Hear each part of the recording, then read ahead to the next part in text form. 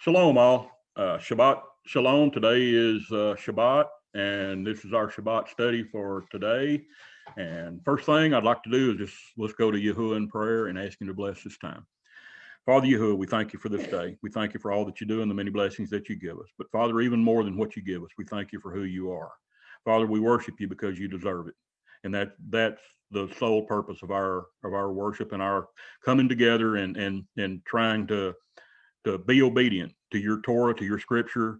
And Father, we just thank you for it. We thank you for your mercy and your grace, because if it wasn't for that, we wouldn't even know that you existed. We wouldn't have any way of knowing your Torah, that your way of doing things, your heart, your desire for us. And Father, we thank you for that. Father, we ask that you just be with us today.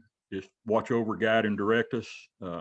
Lead us into the direction that you would have us to go. And Father, just give us your wisdom in your word, and help us to have understanding to walk in it. All this we ask and pray in the name of Yahushua HaMashiach. Amen. Okay, so today I think I want to start off in the book of Deuteronomy, and we'll let's see. Let me get to where I can show it. So here in the book of Deuteronomy, we'll start off in chapter 1, starting in verse 1, and there's a whole lot. Well, excuse me just a second.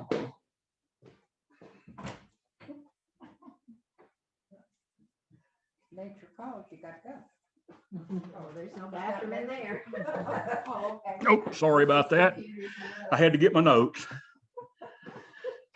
because a lot of this is it's Hebrew, and I understand quite a bit of Hebrew, but there's a lot that I don't, and I have to look it up and I have to make notes. So anyway, just you'll have to bear with me on this. So starting off in Deuteronomy, starting in chapter 1, we have to I'll give you a little bit of background on this, but this is right at the end. This is the last book that Moses wrote, and it's right at the end of his wandering around in the desert. They've been wandering around in the desert for 40 years, and they come up to the Jordan River. And anyway, Yahuwah told Moses that you're not going in. Well, I'll take you up on the mountain, and I'll let you look down and look into the land of Canaan, into the promised land, but you're not going in. And it was because Moses disobeyed Yahuwah, and that it's a whole nother story, but he was told to speak to the rock, and he hit it with a stick. And so he was disobedient, and because of that, Yahuwah told him that you're not going in. So Moses wrote the Torah, and I know this is something that we've gone over before, but this is another thing that's pretty amazing in the way Yahuwah puts things together. So the Torah today, we know that will lead us up to the promised land, but the Torah won't take you in. Moses won't take you in. It has to be Joshua or Yahusha, which he is. Joshua is the same, is the English version of the name of the Messiah, Yahusha. And so his name is Yahusha, Joshua. So now you've got Moses will take you up to the promised land, but it takes Yahusha to get you in. And so you have to have both the Torah and Yahushua HaMashiach, the Messiah, to get you into the promised land. So the picture that Moses, or that Yahuwah painted through Moses and Joshua, is still applicable today. In other words, it's still the same thing. You can't go into the promised land without Moses, without the Torah, and you can't go in there without Joshua or Yahusha, the Messiah, going in. Okay, so here Moses is led up to the Jordan River, and he's fixing to, he wants to take the people in, but Yahuwah told him no, and that he went up on the mountain. He was able to look into the land of, the promised land, and he died on the mountain. Well, when he died, before all this happened, he wrote the book of Deuteronomy, which was the very last book that Moses wrote. And he put the book of Deuteronomy, according to, I think it's in Exodus, it said that he put it in the side of the ark. It's not inside the ark, but in the side of the ark. Evidently, there was a pocket or something on the side of the ark where he put the scroll of Deuteronomy, and he put it in there as a testimony against the people. In other words, it was something that the people could actually take out and read. And basically what we're going to be going through a lot at first here is Moses basically telling the story of how Yahuwah led them out of Israel or out of Egypt and led them around in the desert and all of that. So it starts off with, Moses talking about, about that. Now, one thing I do want to bring up, the book of the name Deuteronomy, I believe is a Greek word, and it means second law or second Torah, I think. I don't really know for sure because I don't get tied up in the Greek so much. I look at it occasionally, but I don't look at it very much. But the name of this book in Hebrew is Debarim. Now, if you look at the very first words right there, these are the words which Moses spoke to all Israel on the side of the Jordan, in the wilderness, in the plain of opposite Suf. Now, I'm going to stop right there because what I want to focus on right now is this right here. It says the words. Okay, when you look at the Torah, or when you look at the Hebrew, the Torah, the first word in Hebrew is the name of the book. Okay, so when you look at Deuteronomy, it says and when it says these are, those are words that are added, but the words is it's called Bereshit. I'm sorry, not Bereshit. It's Debarim. So you've got the word Debarim. Debar means words, and Debarim means it's plural. It means many words. Okay, and also understanding how Hebrew is kind of put together, the word Debarim also means bees. So if you think about the words, there's a lot of words flying around, and it's a picture of all the bees flying around. Okay, so that's how Hebrew is a lot. It makes connections of words that we in other cultures and especially in English we don't put together, but that's how the Hebrew is put together. Okay, so but the word the name of this book in Hebrew is Debarim.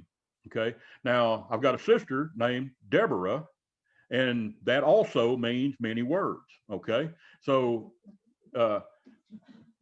you can kind of go figure there, but yeah. But anyway, so but there's a lot of words that are in English that they have the root in a lot of the Hebrew, and this is one of them. So Debar, which is word. So if you were to say something like Debar Yahuwah, you're saying the word of Yahuwah. Okay, Debarim, Yahuwah, that's words of Yahuwah. Okay, so here the Debarim is the name of the book, and it starts off the words which Moses spoke to all Israel on the side of the Jordan, in the wilderness, in the plain opposite Suf. Now I want to stop right there, and I'm going to blow some people out of the water here in just a second, because all you people out there that think that the English version of the scripture is in the infallible, inerrant word of Yahuwah, you're absolutely misled. Okay, because here's the thing. There is many. Well, I can tell you there's 6,828 mistakes just in Yahuwah's name, his name alone. Because in the Hebrew scripture, his name, Yahuwah, is in the Hebrew scripture 6,828 times, and it's not in the English scripture even once correctly. There's a couple of places that they use Jehovah or Yah or whatever. Now, when they use Yah, that's pretty close. But anywhere else that's any of his names is incorrect. So we know there's over 6,800 mistakes. Now here's another one. So when it talks about Suf right there, the word Suf is reed. Now, when they crossed the Red Sea, they didn't cross the Red, R-E-D. They didn't according to scripture now, they crossed what's called the Yam Suf. Yam is the river, Suf is reeds, I'm sorry, Yam is sea, and Suf is reeds. So you got Yam Suf, the Sea of Reeds. Now here, it's the same place, same thing. So it's the Suf, it's not red. Okay, if you want to say red in Hebrew, it's the same word as Adam. It's Adam. Now here's something else I want to kind of just let you know about. When you're looking at the Hebrew, you know that man is made from the dust. And when we know that his blood is the life in man. So when you look at the word blood and red and earth and man, they're all tightly connected. Okay, because the word for man is Adam, the word which means red or ruddy. Okay, he had a reddish color.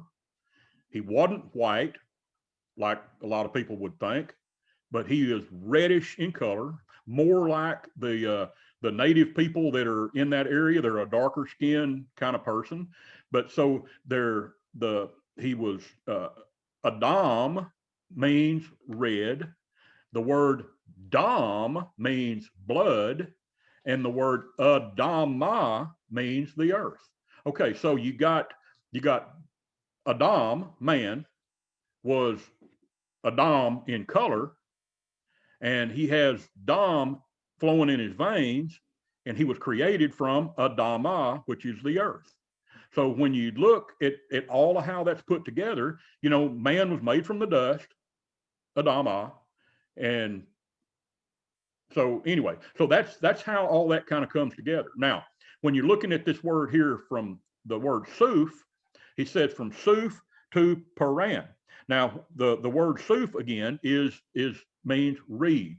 So it's talking about the Reed Sea. Okay. And then between Paran, Tophel, Laban, Hazeroth, and Dizab. Okay. Now,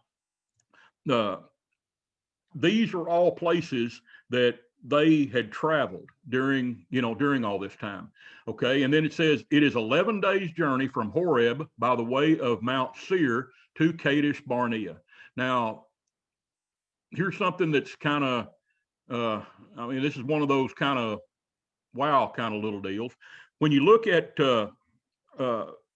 Horeb, so they travel is 11 days from Horeb to Mount Seir and then to Kadesh Barnea. Okay, so when you look at Horeb, Horeb literally means a wasteland or a desolate place. And then I haven't studied enough, I guess, to figure out totally, but Mount Seir means the Mount of Hair or hairy. Seir is hair or hairy. And then Kadesh Barnea is one that deserves a little bit of attention. So we know that Kadesh or Kadosh means set apart. In the English, it's holy. Okay, so you've got the word Kadesh Barnea, bar, Nia is bar in this particular case means an open field, or it could mean a pure, clean place. Okay, and then the Nia means a place of to shake or to quiver or to tremble. Okay, now so just picture Kadesh Barnea. So Kadesh is the set apart or holy place where that's clean of trembling and fear, basically. So it's what it is. It's a place where it's a set apart place where fear of Yahuwah resides. Is basically what that means. So Kadesh Barnea it's a set apart, clean place of trembling and shaking, trembling, and fear for the most part. Okay, so does that kind of make sense? Okay. Now it came to pass in the 40th year, in the 11th month, on the first day of the month, that Moshe spoke to the children of Israel according to all that Yahuwah had given him as the commandments to them. After he had killed Sihon, king of the Amorites, who dwell in Heshbon, and Og, king of Bashan, who dwelt at Ashtaroth in Edrei. Now, you know, a lot of this, we have a tendency to just kind of blow through the Hebrew when it comes to the names and stuff, but there's a picture that's being painted here. Now, I'm not going to be able to paint this picture real clear, but here's something I can help you with. Okay, so he killed King. Let's see. After killing King Sihon. Okay, now Sihon, king of the Amorites. Okay, now Sihon means, the word Sihon means to wipe away or to do away with. Okay, and then the king of the Amorites. So Amorites are mountain dwellers. Okay, now what is if you know, what would a mountain dweller, what would you think that's indicative of? Would you think of it actually as people living in the mountains? Well, it's possible, but not likely. What this is actually talking about is, because there's not any, there's hills and stuff in Israel, and there are some things that they call mountains, but they're not generally mountains. But anytime you see the word mountain in scripture, the first thing that needs to come to mind is foreign deities. In other words, the high places. You know, when you see high places or mountains or hills and things like that, the first thing that needs to come to mind is these are people that are not following Yahuwah. These are people that have other deities, other Elohim. Okay, now, so these are mountain dwellers. They're not following Yahuwah. Okay, who dwelt in Heshbon. Okay, the word Heshbon is to think, or the root word is to think or have an account of. And then and king, and Og, king here. So the word Og in Hebrew is, it basically means a flat cake of, of bread, or a flat cake of, some kind of, like a cake or a bread, basically. Okay. And a king of Bashan. And Bashan basically means, Bashan is the word for smooth, or it roots back into smooth. Now, what this is actually painting a picture of, I can't tell you. But now I will tell you this. Okay, who dwelt at Ashtaroth. Now, Ashtaroth here, I want to bring this out because this is something that it's something we all need to understand. Ashtaroth was a foreign deity goddess. Okay, now, do you know what a maypole is? Anybody know what a maypole is? Okay, that is an Ashtaroth pole. Okay, and the maypole has roots in paganism, and it's a picture of the paganistic Christmas tree.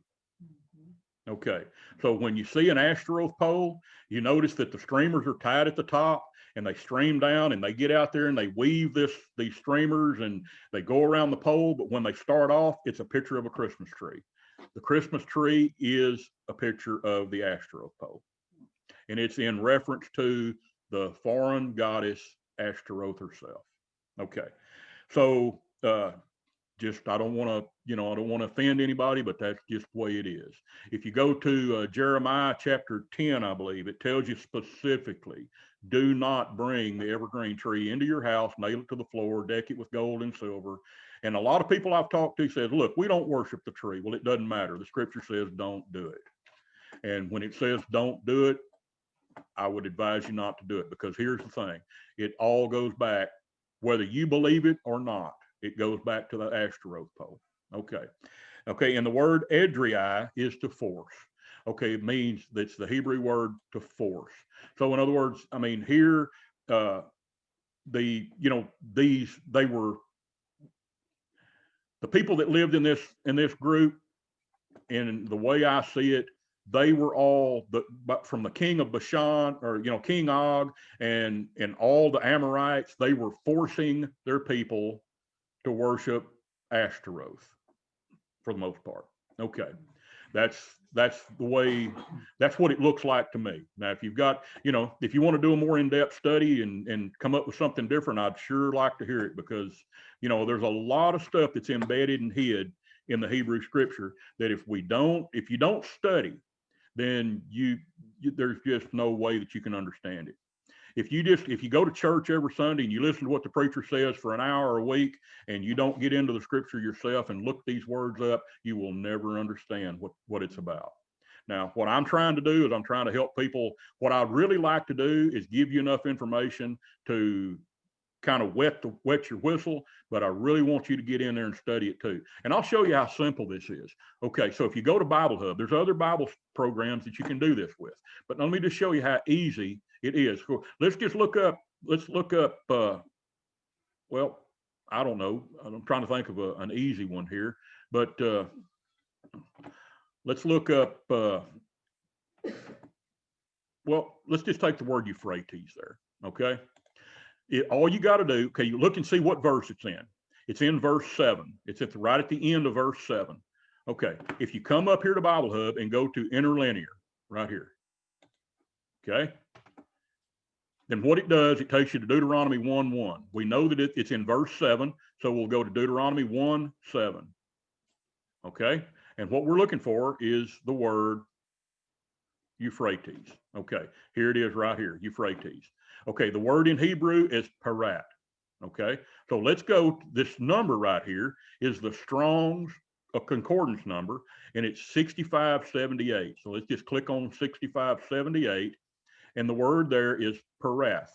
Okay, parath, and it says that it's a river of West Asia. Okay, and then it goes down and it's, it talks about it's of foreign origin. It's a river in Asia. It tells you all the places that it's used over here on the right. And you can go down and there's more information down below. And if you go down to right here, Euphrates, it's from an unused root meaning to break forth, rushing. Okay. So the word Euphrates means to break forth or rushing. So it's a rushing kind of river, evidently. And the name is Parath, and it's Euphrates, a river of the east. And so, and here's all the word, the Hebrew ways of it being used here. And then it tells you where they are in the book, in different books over here on the right. So anyway, when you see the word Euphrates, you know that it means to rush or to break forth or to rush. Well, that's going to mean something one of these days. It may not to you right now, but as you study, it's going to give you a clearer understanding of what the Euphrates actually is about. Okay, so now let's go back. Just hit the back button right there. Hit it again. Okay, I need to hit it again. Now we're back in Deuteronomy. And anyway, now we're on in verse 5. It says, on the side of the Jordan in the land of Moab. Now, in the land of Moab, you know that Moab and Ammon were daughters of Lot, and they both had children with their father. So, the daughters did, and the sons that were born was Ammon and Moab. So these are Lot's children, but they're also his grandchildren at the same time. Kind of a messed up deal. Okay, Moses began to explain this law, saying, Yahuwah our Elohim spoke to us in Horeb, saying, let's see. Okay, now remember, the word Horeb means to waste or desolate, saying, you have dwelt long enough on this mountain. Again, you have dwelt long enough, in this high place. Okay, turn and take your journey and go to the mountains of the Amorites and to the neighboring places in the plain, in the mountains, and in the lowlands, in the south, and on the seacoast, to the land of the Canaanites and to Lebanon, as far as the great river Euphrates. See, I have set the land before you in and possess the land which Yahuwah swore to your fathers, to Abraham, Isaac, and Jacob, to Abraham, Yitzhak, and Yaakov, to give them to their descendants after them. Now, if you'll pay attention to the way Moses is explaining this, he's explaining this about mountains and high places, but he's also giving you boundaries of where this promised land is. Because see, before the Israelites move in, this whole place is consumed with people of other religions. It's people that have no idea who Yahuwah is.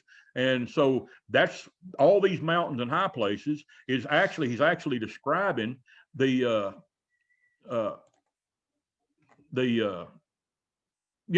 foreign deities that are out there.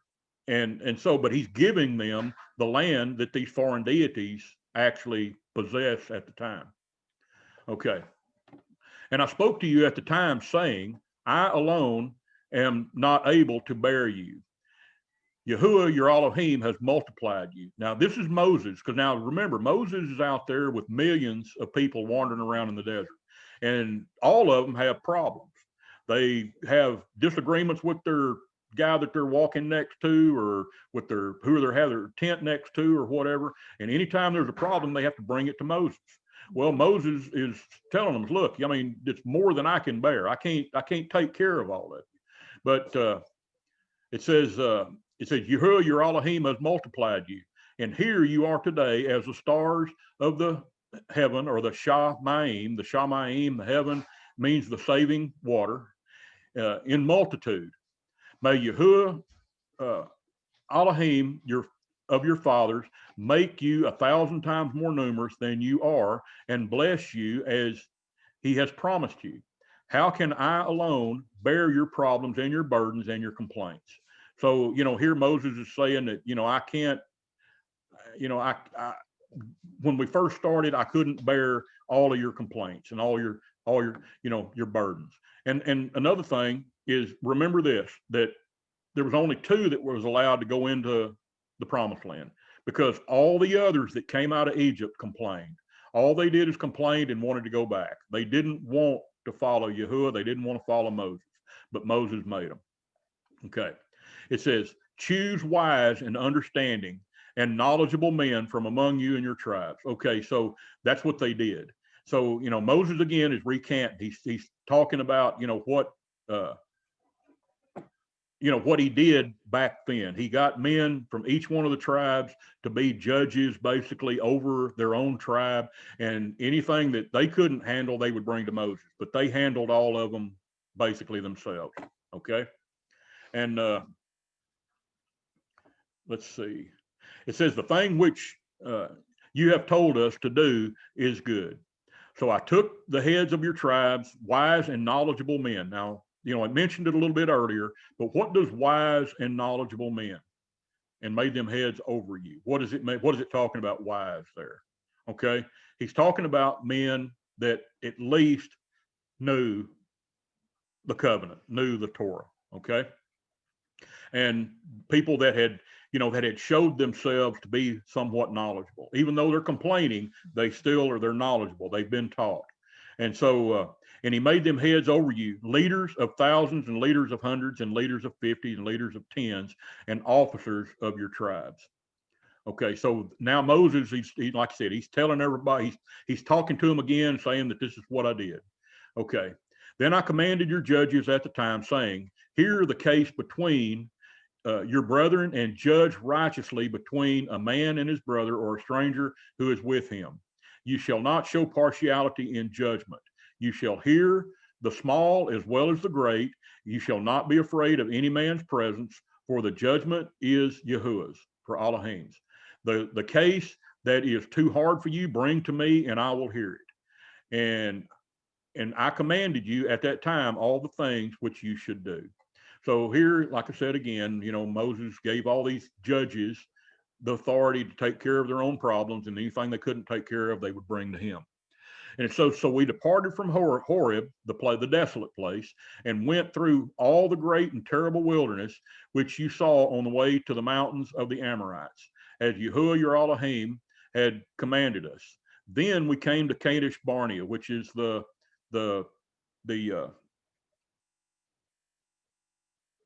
the sacred place, basically. It's the place that's clean, that of trembling and set apart, okay, or holy.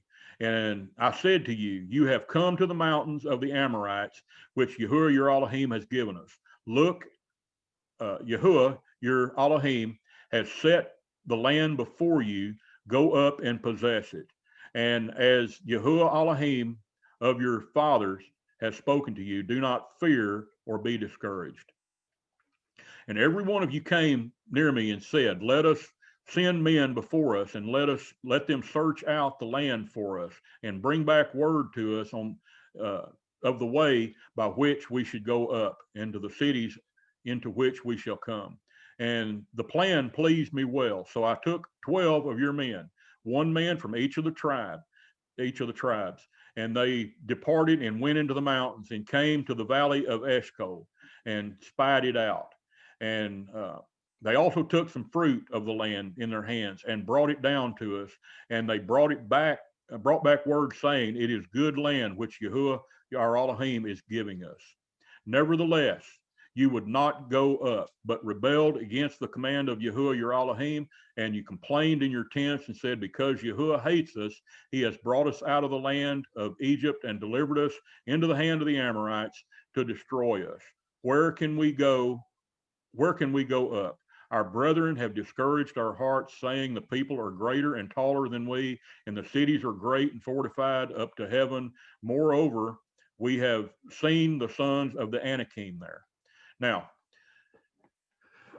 these high places that they're talking about are the religious sites of the Amorites, and they're going in and they're seeing these, and it says they reach up to heaven. So what they're doing is basically saying that these Amorites deities are greater than our deities.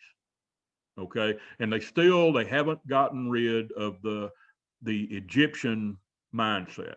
They're still thinking that they're looking at the gods or the Elohim of Egypt, and that's where they want to go back to. They're not recognizing that Yahuwah is the only Elohim, and they're not trusting that what he tells them is true, because he's already told them to go in and he would take it, that they wouldn't have to, that he would take it.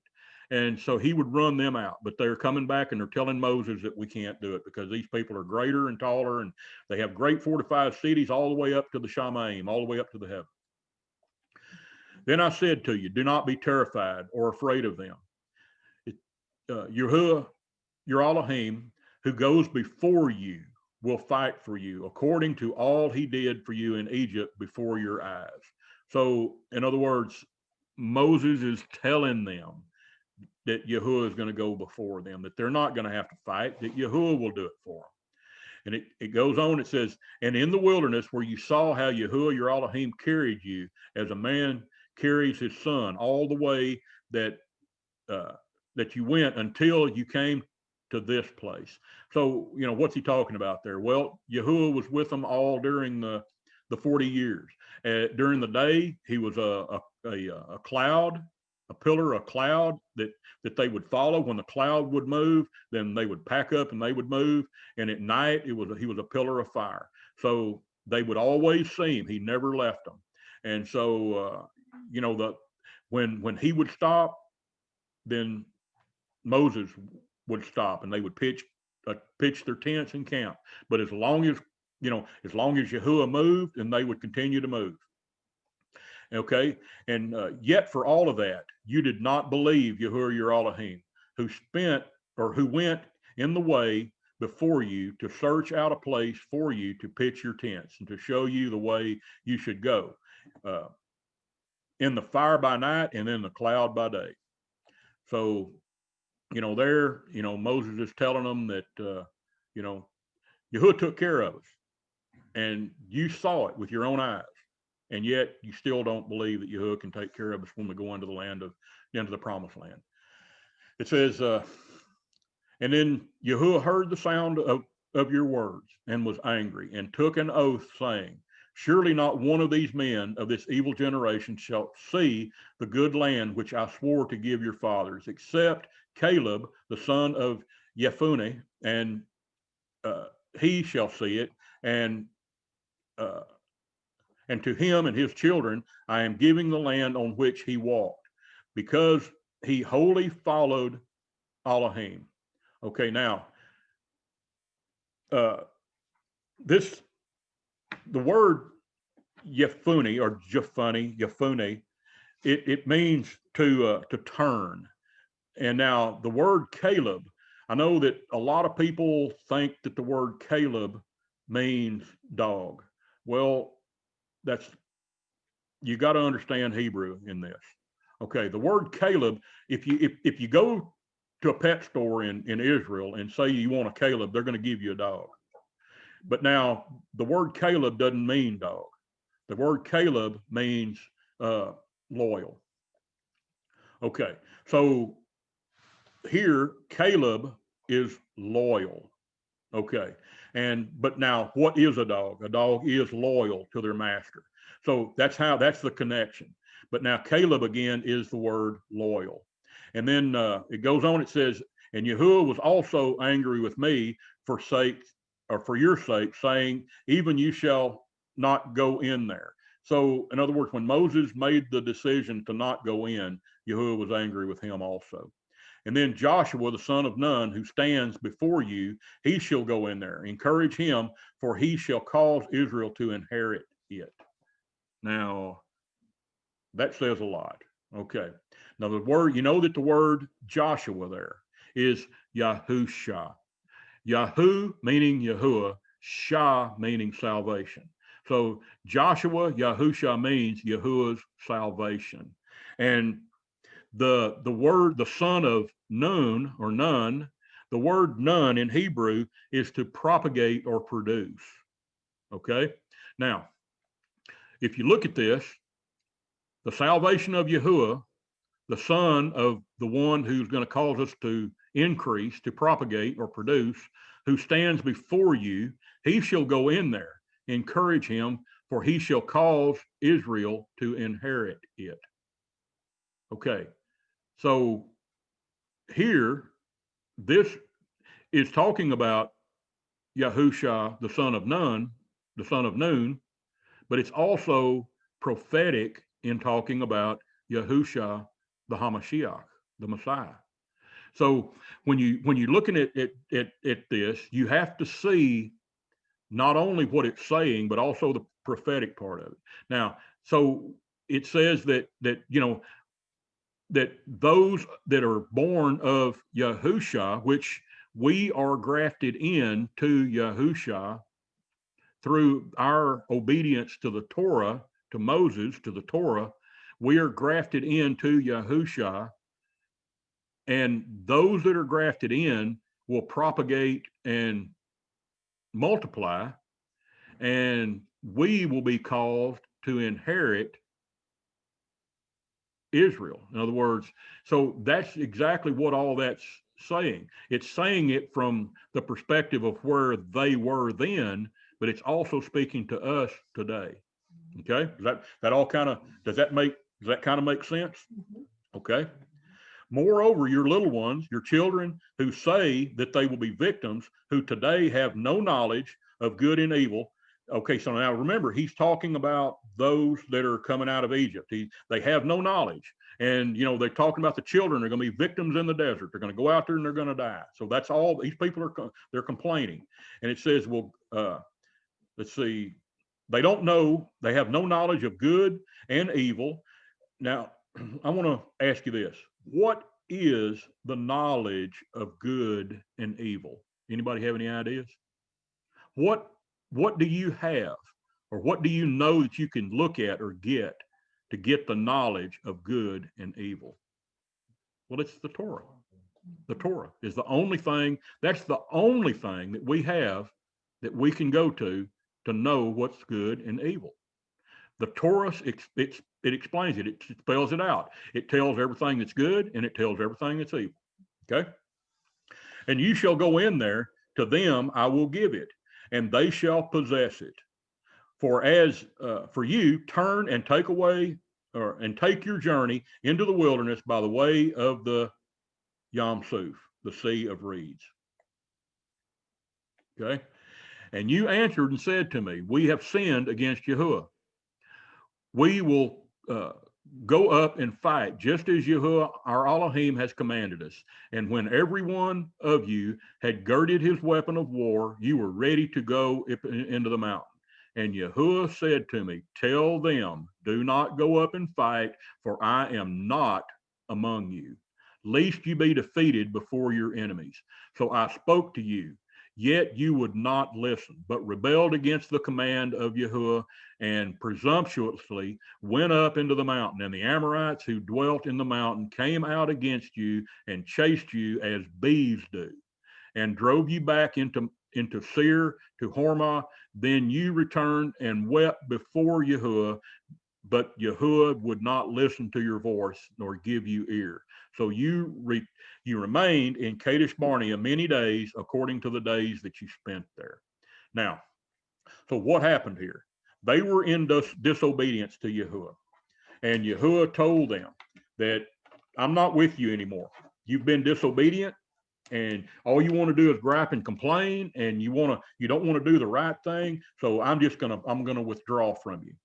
And I'm telling you, don't go up there and fight. Don't think that you got it now, because you didn't go when I told you to. You want to try to go now, and it's not going to work. So I'm not going to be with you. But they didn't believe it. They thought that Yahuwah was still going to be with them, even after Moses told them not to. They did it anyway, and they were beat. They got they come back off the mountain with a tail between their legs, and they got beat. And so where did they end up now? They ended up back at Kadesh Barnea. Okay, so where did they end up? They ended up back at a sacred place of fear and trembling. A kadosh, clean, set apart place of fear and trembling. So he had to take them back to that place where they had to focus on him. Okay. So here, I mean, a lot of times, we take off running and we want to do what we think we should, but when Yahuwah's not with you, then, what you're trying to do may not succeed. And then you want to cry to him about not supporting you and doing things your way because you're not wanting to do it his way. Okay. So, and again, we're still battling the same problems. We want to do it our way. We don't want to do it Yahuwah's way. Well, when you do it your way, he's not going to be with you. He's not going to help you. You're going to have to learn to do it his way. Okay. That's right. You're not in charge. That's right. Okay. And then it says, then we turned and journeyed in the wilderness by the way of the Yam Suf, or the Sea of Reeds, as Yahuwah spoke to me, and we skirted Mount Seir for many days. And Yahuwah spoke to me, saying, you have skirted this mountain long enough. Turn northward and command the people, saying, you are about to pass through the territory of your brethren, the descendants of Esau, who live in Seir, and they will be afraid of you. Therefore, watch yourselves carefully. Do not meddle with them, for I will not give you any of their land. No, not so much as a footstep, because I have given Mount Seir to Esau as a possession. You shall buy food from them with money that you may eat, and you shall also buy water from them with money that you may drink. Okay, so we know that Moses is a Levite. Moses and Aaron, they're brothers, and they're both descendants of Levi. And Levi is a descendant of Jacob. Well, here, this is Jacob's brother Esau. This is their uncle, I guess. And so that land was given to Esau. Now, if you stop and think about this, and you can see more of this in the New Testament where it's kind of described. But Jacob, Isaac has when you look at the lineages, Jacob was given the spiritual blessings. Okay, Esau was given the physical blessing. Now, the nation of Esau, the Edomites, or the Esau there, the land that they possessed, even to this day, is full of oil and riches, and they're a very wealthy people. So, they got the they got a lot of the material blessings. And even to this day, they continue to gain material blessing. But when it comes to the spiritual blessing, Jacob or Yaakov, and through his 12 sons, they got the spiritual blessing. And through Jacob's son Judah, Yahudah, then that's where the Messiah came from. Okay. It says, watch yourself carefully, don't mess with them. Okay. Make sure that you don't take anything that doesn't belong to you. Pay them for the food, pay them for the water. That way that when you leave, they can't say that you owe them anything. Okay. And when we passed beyond our brethren, the descendants of Esau, who dwelt in Seir, away from the road of the plain, away from Elath and Ezon Geber, we turned and passed by the way into the wilderness of Moab. Then Yahuwah said to me, do not harass Moab, nor contend with them in battle, for I do not give you any of their land as a possession, because I have given Ar to the descendants of Lot as a possession. So remember, Ammon and Moab are Lot's sons by Lot's daughters being their mother. One thing I want to, let's see. Well, I missed it. Okay, here we go. Okay, the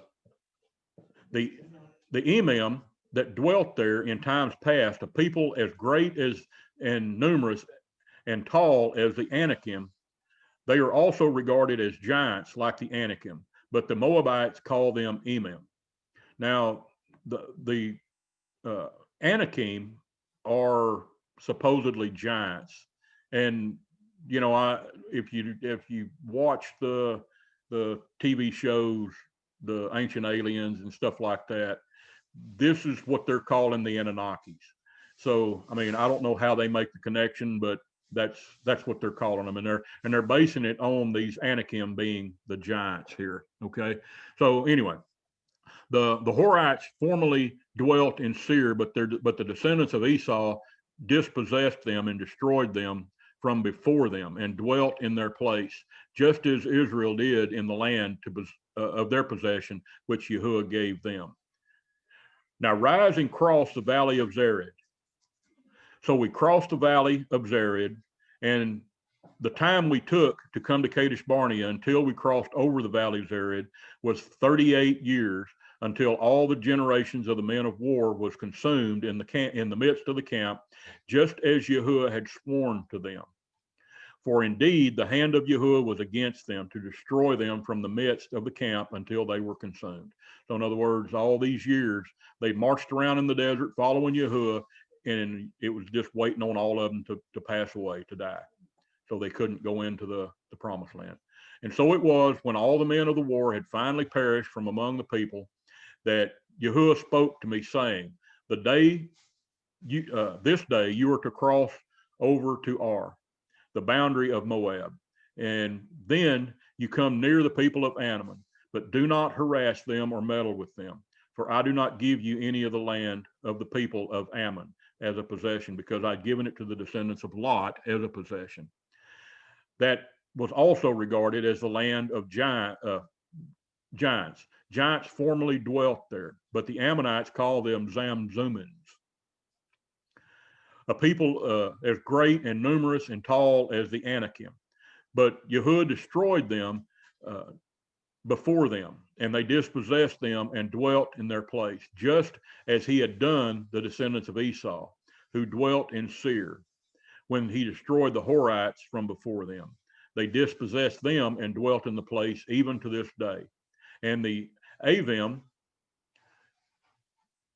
who dwelt in the villages as far as Gaza, and the Caphtorim, who came from Caphtor, destroyed them and dwelt in their place. It says, rise and take your journey across the river, over the river Arnon. Look, I have given unto your hand Sihon, the Amorite king, and Heshbon and his land. Begin to possess it and engage him in battle. This day I will begin to put the dread and the fear upon you and the nations under the whole heaven, who shall hear and report of you and shall tremble and be in anguish because of you. And I sent messengers into the wilderness of Kedemoth to Sihon, king of Heshbon, with words of peace, saying, let me pass through your land, and I will keep strictly to the road, and I will neither turn to the right or to the left. You shall sell me food for money that I may eat, and give me water, and give me water for money that I may drink. Only let me pass through on foot, just as the descendants of Esau, who dwelt in Seir, and the Moabites who dwelt in Ar, did for me, until I crossed the Jordan to the land which Yahuwah has given us. But Sihon, king of Heshbon, would not let us pass through. For Yahuwah your Elohim hardened his spirit and made his heart obstinate, that he might deliver him unto your hand, as is this day. And Yahuwah said to me, see, I have begun to give Sihon and his land over to you. Begin to possess it, and you shall inherit his land. And Sihon and all his people came out against us to fight Yahaz, and Yahuwah our Elohim delivered him over to us, and so we defeated him, his sons and all his people. And we took all his cities that at that time, and utterly destroyed the men, the women, and the little ones of every city. We left none remaining. He took only the livestock and plunder we took only livestock and plunder for ourselves, with the spoil of the cities which we took. From Aurora, which is on the bank of the river Arnon, and from the city which is in the ravine as far as Gilead, there was not one city too strong for us. Yahuwah our Elohim delivered all to us. Only you did not go near the land of the people of Ammon, anywhere along the river Jabbok, or to the cities of the mountains, or wherever Yahuwah our Elohim had forbidden us. So, again, Moses is going through and he's talking about, these countries or tribes or people that he was going through, and Yahuwah was giving him the land, and he was taking, possession of these places and all, but anyway, so the idea, I think, here is to follow what Yahuwah says. In other words, don't try to make something on your own. Don't try to do it yourself, because when we do it ourselves, you see that it's going to fail. If you follow Yahuwah, then it's gonna be the way that he wants it. So in following the Torah, this is one of the things that I'm really struggle with a lot of times. But you want to follow the Torah, but you don't want to add anything to it. So here, they're trying to follow Moses, but you don't want to add anything to what Moses is saying. In other words, it's like, you think that we're following Moses here in the wilderness, but so anything that we do, that Yahuwah is going to be for us. Well, that's not true.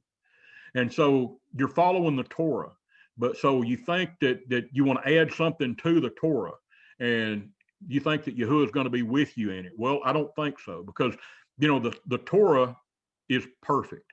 So if you add anything to the Torah, if you take anything away from the Torah, then it's not perfect anymore. It's something added or taken away. So I think we need to be real careful in looking at the Torah and, trying to figure out, how we should deal with these things. When it says that, for instance, you don't boil a kid in its mother's milk. Well, the Jews, they added things like you don't eat milk products and meat at the same time. Well, that's not what it says. It says don't boil a kid, a baby goat, in its mother's milk. Well, that's exactly what it means. Don't do that. Excuse me. So don't add anything to it and don't take anything away from it. And as we go through the book of Debarim, Deuteronomy, excuse me, we're gonna be reading a lot of these instructions, a lot of these laws, but we need to be careful to follow what they say, but don't add anything to it. When Yahusha was here, the the Pharisees and the Sadducees, they had added and taken away things from the Torah to supposedly make it better. Well, you can't make it better because it already is perfect. Okay. So when he came, he condemned the Pharisees for adding stuff to it. And, he got onto them because they couldn't, the stuff that was added, they would apply to the people and made the people follow the stuff that was added. And it was a burden they couldn't bear. And when you talk about being freed from the law, that's what they were freed from. They were freed from man's additions to the Torah. Because following the Torah itself is simple. It's not a heavy burden. All you got to do is read it, get Yahuwah's wisdom from it, and understand it, which means to understand means to place yourself under its authority. You stand under it, meaning that you're doing it. Okay. So we'll pick back up next Shabbat on, I guess, chapter 3. And hopefully we'll work our way through Deuteronomy, because I think, Deuteronomy's got a lot of stuff in it that's really vital in our understanding of following the Torah. When you read the book of Deuteronomy, it pretty much explains most of the Torah, with the exception, it doesn't include the Levitical priesthood. It mentions the Levitical priesthood, but it doesn't go into detail on the Levitical priesthood. Now, and the reason for that, Moses understood that the Levitical priesthood was going to change. Okay, because it started off with Adam, even before Adam, actually, with the Melchizedek priesthood, the priesthood of Melchizedek, which is it's Yahuwah's royal priesthood. And that royal priesthood has been unbroken. The chain has been unbroken even till today. But the Levitical priesthood was just, at that particular time, he narrowed the Melchizedek priesthood down to the Levitical priesthood. Now, the Levitical priesthood is the Melchizedek priesthood. But when Yahusha died on the cross, it opened it back up to now we're back into the full-blown Melchizedek priesthood. So anyone that wants to be in covenant with Yahuwah can become in covenant by following the covenant, following the Torah, and becoming a priest and king according to the order of Melchizedek, meaning that we can now become our own priests and king, with Yahusha being our Kohen Hagadol, meaning the Kohen Hagadol is the high priest. Okay, so he is the high priest in heaven, in the Shamayim, and we are Kohens, or worker priests, here on earth, part of the Melchizedek priesthood. Okay, so anyway, I hope that didn't confuse or clutter things up. All right, so I guess we're going to go ahead and Some more studying because it's not ready. Find something to study on. Something short. okay, I'm going to go ahead and end this, and we'll see you back next